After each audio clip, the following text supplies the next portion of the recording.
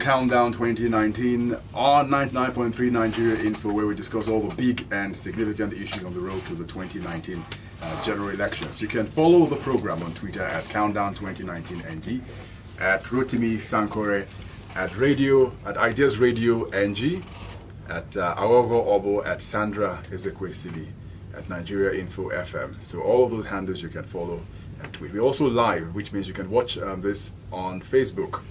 Just check for Nigeria Info FM Lagos. You will get the link. Today we'll be speaking with the Sustainable National Party's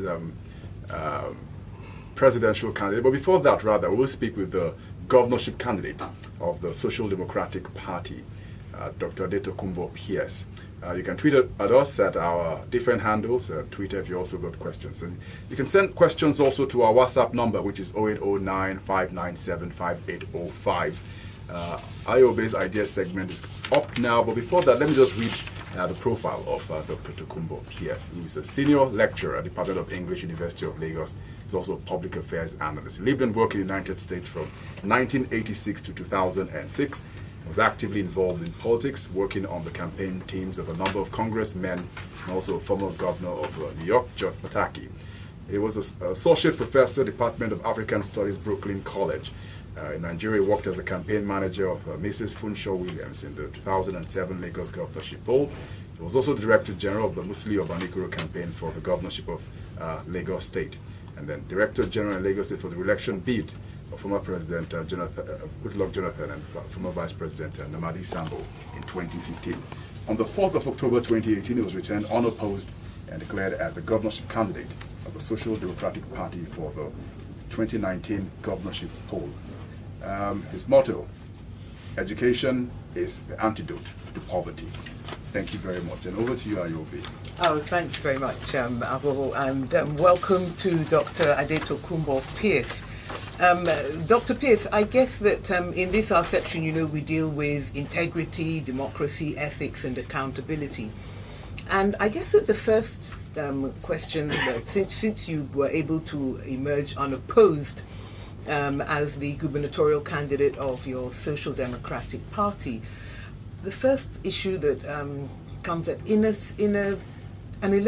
political climate where there's so much resignation to the idea that there are only two main parties, how do you get your message across in a way that reflects ethics and accountability and integrity? How do you get it across without joining in some of the practices that we have been condemning if we want to uphold those values? Well, the first thing I'll say is that the opportunities such as this, to be able to speak to what I stand for and to talk about the way the Social Democratic Party has re-evolved. That's how we're going to get the word across that compared to the other political parties, we are the party that will provide the best quality of life for our people, and if the people are convinced that that is what we are, then they'll vote for us, irrespective of the monies that the other parties have, irrespective of the big names in the other parties. Everywhere you go now, you see big boards.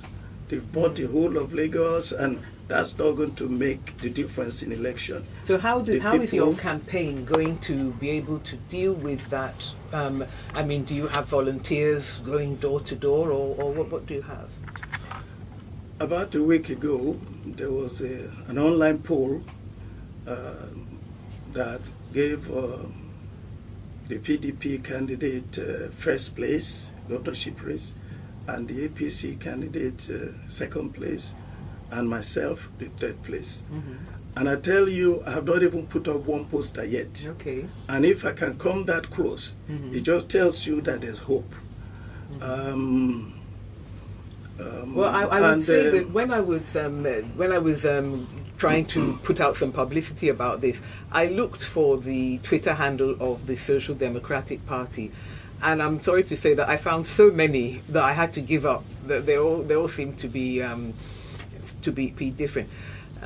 So maybe you talked about volunteers. Let me tell you how this works. We had elections at the ward level around about July. So we have, out of the 245 wards in Lagos, the SDP is now in about 185. And then we had the LGA elections. Out of the 20 LGAs, we are operating the ones that's been approved by the federal government, 20. We are in 19 and very active in about 17. And our state executive, from the chairman to the youth leader, all of them, people there. So this is how it works.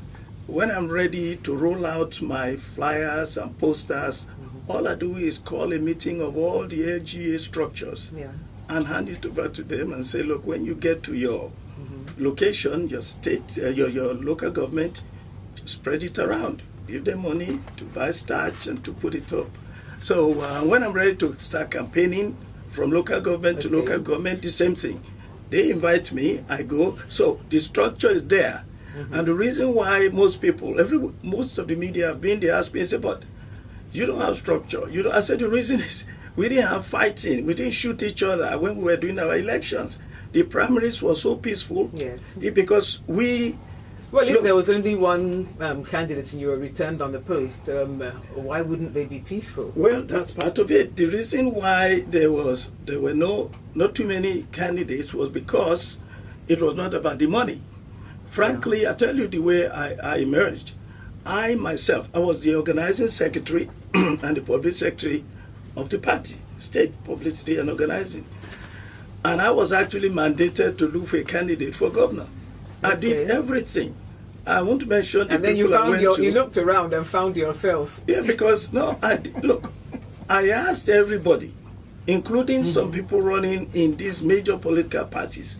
They didn't want to have anything to do with the Social Democratic Party because we always ask one question.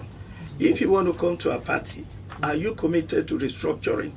Are you going to be able to stand up to the federal government and say there must be devolution, there must be state empowerment? For instance, you have all these trucks on our roads.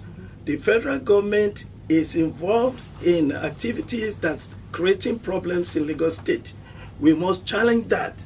And this but don't you think that we've had a situation in the past where Lagos State has been challenged by the federal government and had to stand firm? But yes. I also want to ask you, because you said that when you roll out your program, and part of the virtue or the value of integrity and accountability in particular is that you have to have offered something, then people can hold you accountable to see whether you did what you say, and if you're a person of your word. And so I wonder, does your party itself have particular policies? Because restructuring, and of itself is not really an issue that is about integrity or accountability, even though it may be something that you promise. But does it really make government itself more accountable to people? Definitely, because if you are standing up for people in Lagos and not answerable to the federal government, then you are actually being accountable. But let me tell you where this whole issue of accountability begins. It begins with your election, your evolution as the candidate. Yes, but you must when you're elected, you must be running on a platform. You have a party platform and you have a state We're platform. going to come to that. I want to tell you, accountability, integrity has nothing to do with party politics and party platform. It has to do with individual. And this is the way I emerged in my party. Because I was accountable to the people, to my members of the party, because they saw that I had integrity. In what way were you accountable? Because every time I'm looking for candidates for every level, including governor. So everybody realized that I was not ambitious. I was not eager to in fact, I was spending my money to build a party. To me, what was most important is a political party that has integrity and sincerity and leaders that are not avaricious, that will not dictate to the candidate. This is where we are. You were previously running campaigns or managing campaigns for the People's Democratic Party, which is a major party. So are you, is it your decision to join the Social Democratic Party? Is it because of what you experienced there in terms of accountability? Or is it that you found the ideology and the programs of the SDP more attractive? The main reason why we ended up in the Social Democratic Party is a bit...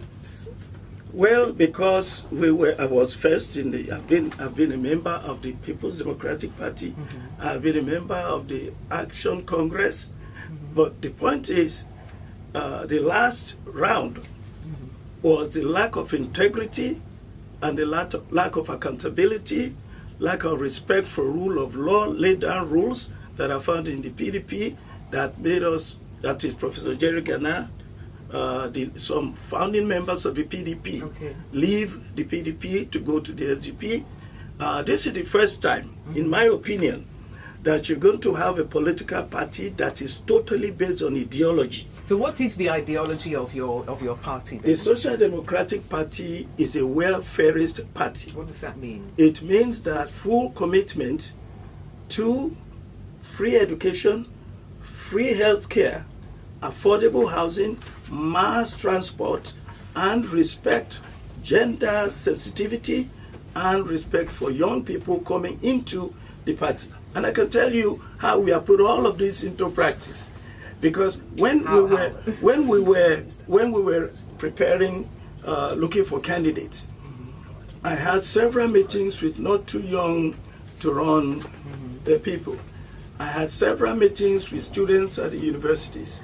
And I asked them, come into the Social Democratic Party. They say, oh, the nomination fees, we can afford. I said, I'm the organizing secretary. We can work around that. And so this is part of what we do. We have local government chairpersons in our party, women. And it wasn't that we forced them on anybody. They showed that they were capable. When you say chairpersons, do you mean party chairs, or do you mean people who have actually been elected into office? No. Not elected, local government chairpersons of our party. Okay. And so this is what we believe in. Social welfare programs. That is the key. And the devolution of power from the federal government to the states, so that the states can be closer to being able to actually account for their people. Because yes. When the PDP was in power at the center, Lagosians really saw from 1999 onwards, the Lagos state government did have to fight a lot of legal battles over local government allocation, over control of waterways, over so many things that the federal government was laying its hand on. Sure. And trying to dictate to the state. And so didn't you feel then that the issue of restructuring was paramount, or is it that experience since then has taught you that was not an issue necessity? in the People's Democratic Party? That's what I'm asking, actually. Yes. Why wasn't the People's Democratic Party worried that Lagos State was being held down this in is this why way? I'm not in that party, and this is why we are promoting what we stand for in this in the Social Democratic Party. And, another thing about the Social Democratic Party is that compared to the other big two now, we're relatively new. And so there was not much fracas within the party. And, frankly, no money to share.